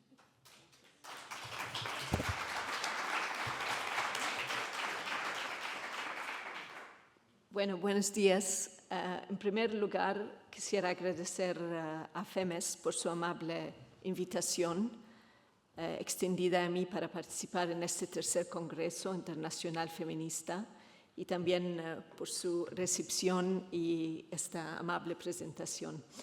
Me complace mucho estar con ustedes, quienes están aquí, pero también que están siguiendo este Congreso en línea. Ustedes aquí en España tienen un movimiento feminista realmente muy impresionante y muy fuerte. Están enfrentándose a muchos retos, esto lo estoy consciente, y entonces para mí fue importante venir para expresar también mi solidaridad con ustedes, con las feministas y las organizaciones y sobre todo las víctimas. También agradezco personalmente al Instituto Cervantes por darnos este espacio. De hecho, yo fui estudiante en el Instituto Cervantes en El Cairo, Egipto, durante mi juventud, y he aprendido mucho ahí. Sin embargo, voy a leer mi discurso porque no quiero masacrar más a su bonita idioma. Pero después, por supuesto, vamos a entrar en una conversación. Entonces, como han mencionado, voy a hablar del informe sobre la prostitución y la violencia contra las mujeres y las niñas que presenté al Consejo de Derechos Humanos de las Naciones Unidas en junio del 2024. Y en este informe hice referencia también a la pornografía, porque dije que la pornografía realmente era prostitución, es prostitución filmada. Y aunque es difícil añadir más a lo que mis copanelistas o compañeras ya han venido hablando, lo intentaré. Lo que marca este informe es que es el primer informe de una entidad o experto de Naciones Unidas sobre la totalidad, ¿no?, de la prostitución como sistema y sus efectos. Se recibieron 300 aportaciones en respuesta a mi convocatoria que mencionaban alrededor de 60 países en 7 regiones. Yo he puesto la mayoría de las contribuciones en mi página web, entonces ustedes también pueden mirarla y espero que pueda también ayudarnos a entender y a profundizar el entendimiento y la comprensión del sistema de prostitución en el mundo. Realicé también 7 consultas con la participación de 86 personas. Una de estas consultas estuvo dedicada a mujeres con experiencia vivida en la prostitución.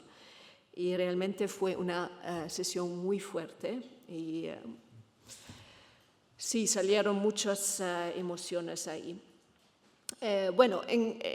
Para resumir, realmente el mensaje clave de mi informe es que la prostitución es un sistema basado en la violencia de género y sexo contra las mujeres y niñas, y también es un sistema de violencia contra las mujeres y niñas y da lugar a graves violaciones de derechos humanos, incluyendo violencia física, psicológica y económica.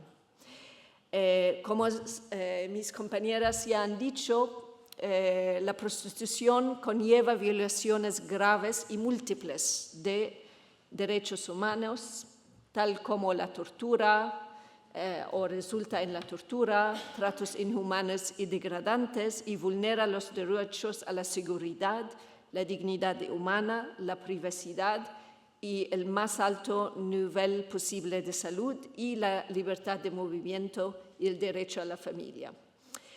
En el informe, y eso creó una polémica, la verdad, insisté en utilizar un lenguaje y terminología basados en los derechos humanos para describir la prostitución.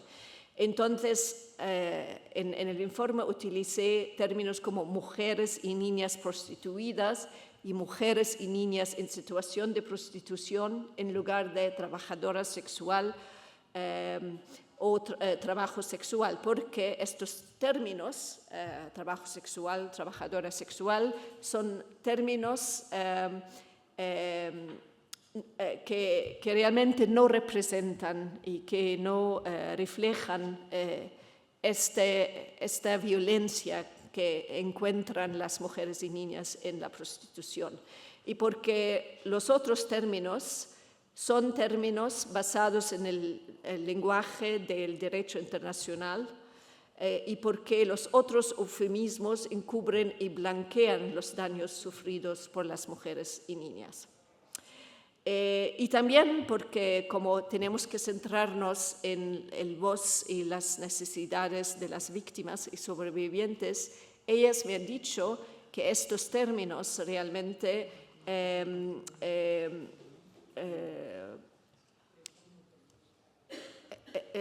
dan una impresión errónea, presentan la prostitución como algo empoderador, validante o fruto de consentimiento y libre voluntad, que no es cierto.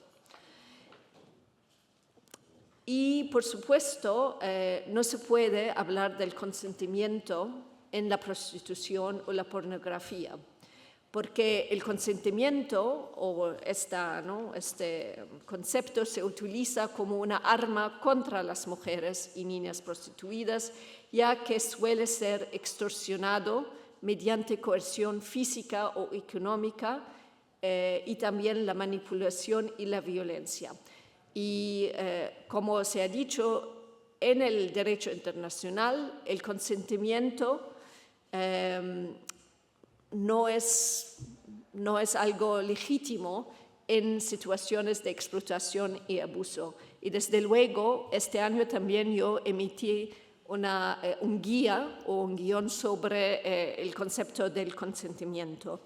Y estoy como diciendo que hay que adoptar un modelo de consentimiento contextualizado.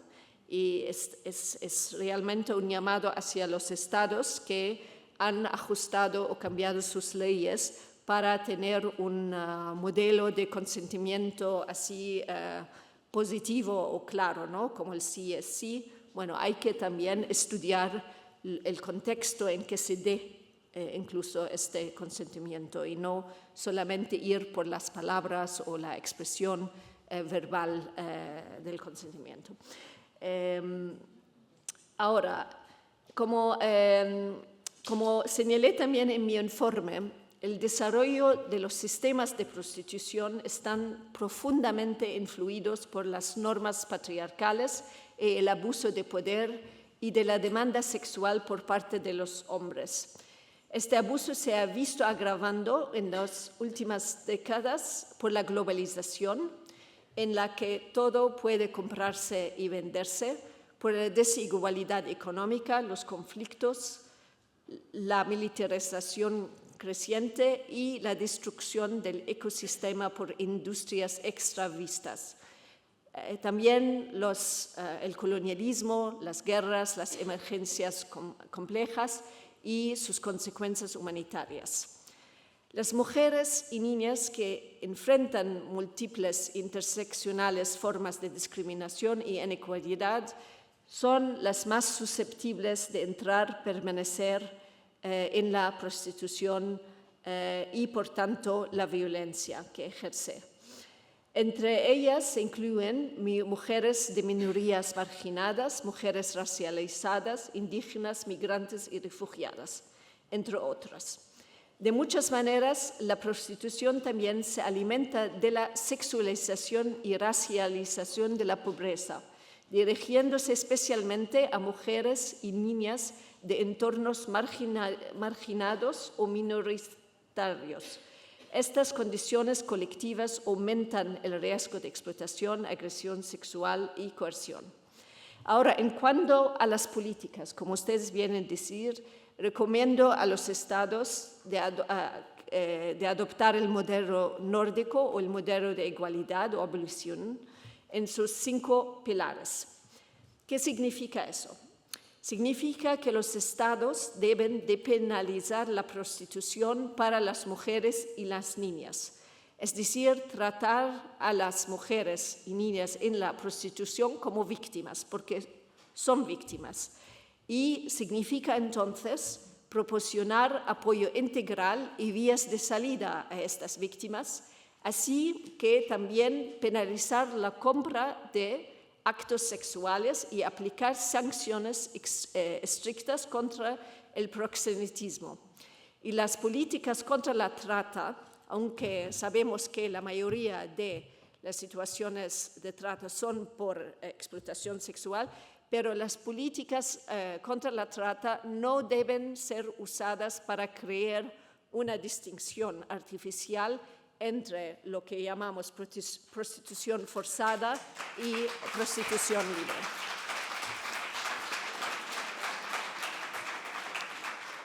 También significa, como muchas víctimas son mujeres y niñas migrantes que no tienen una residencia o estadía legal, significa que el Estado no debe exigir a las víctimas, como ellas, denunciar a los perpetradores de violencia o proxenetas para recibir apoyo, pues temen estas mujeres y niñas con razón represalias por parte de los proxenetas y desconfían de las autoridades, temiendo ser detenidas, procesadas, castigadas o deportadas por delitos cometidos durante la migración o la trata. Entonces, también quiero decir que, como ustedes saben, hay un lobby muy fuerte detrás de, ¿no?, el sistema de prostitución, que quiere normalizar la prostitución y que entonces dice de manera equivocada que la regularización o legalización de prostitución reduce los riesgos graves para las mujeres y niñas, que no es cierto, que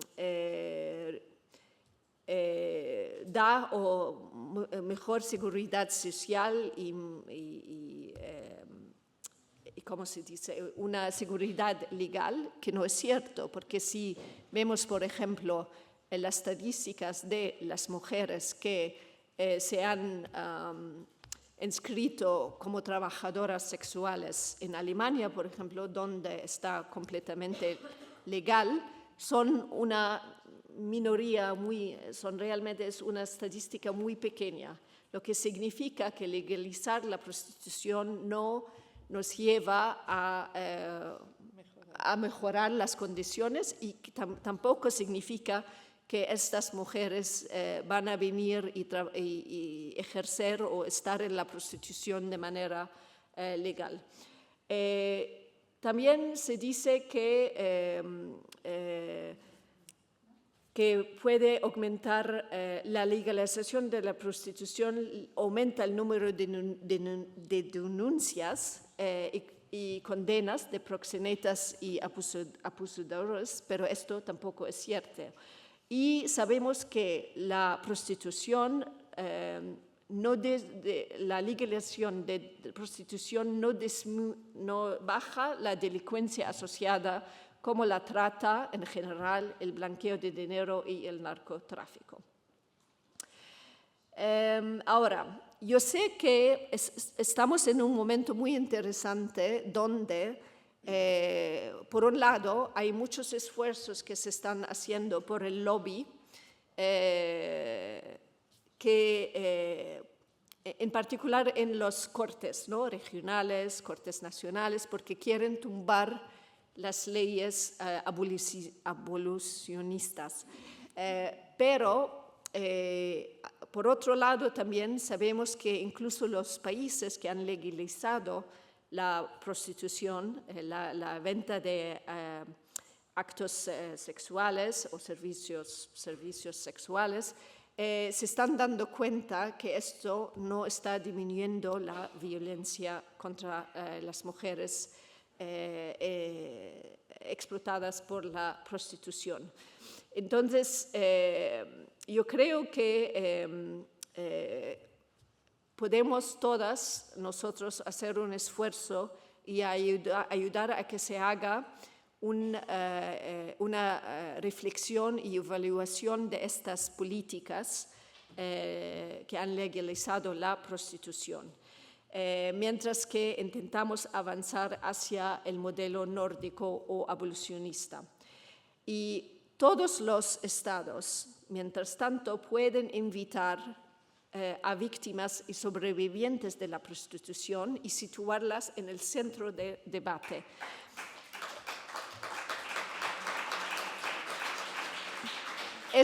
Realmente falta en todas las conversaciones que se den sobre la prostitución, que no estamos escuchando las voces de las mujeres que han sobrevivido a esta violencia.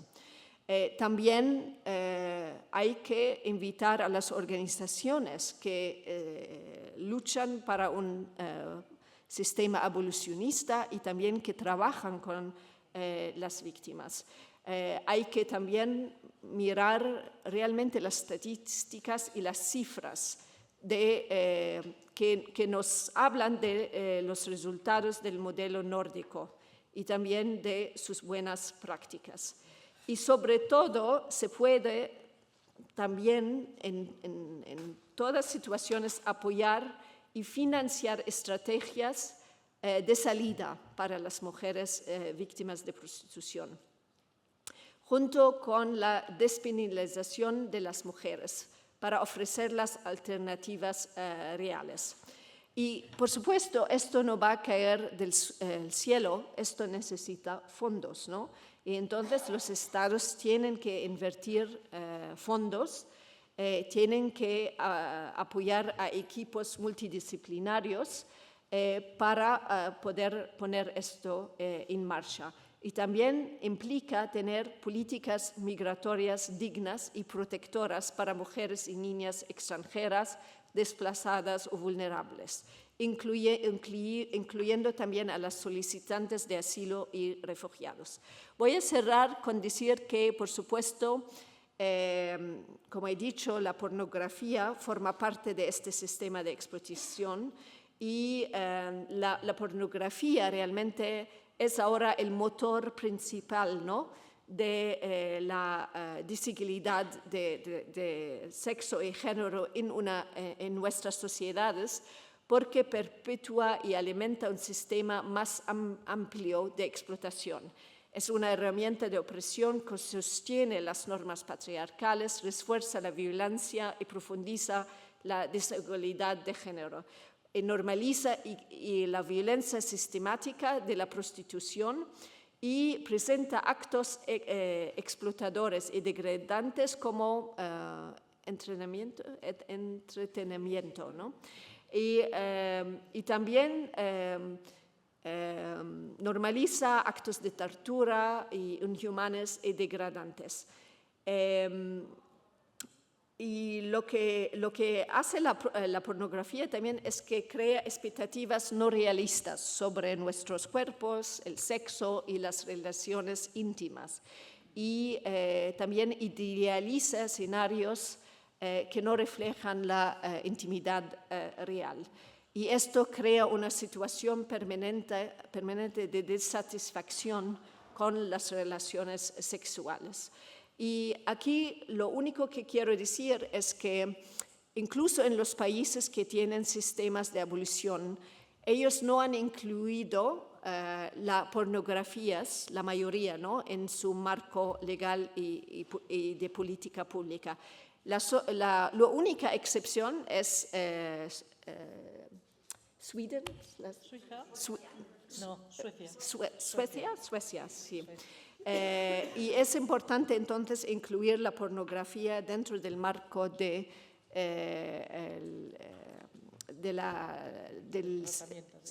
tratamiento y del sistema abolicionista, porque si no, siempre va a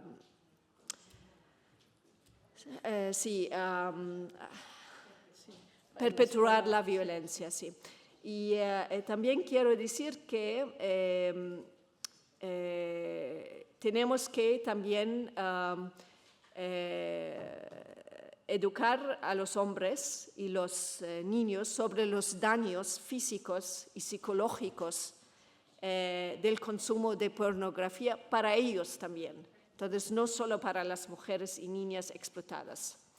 Entonces, para ellos como consumidores. Sí, entonces cierro aquí y muchas gracias.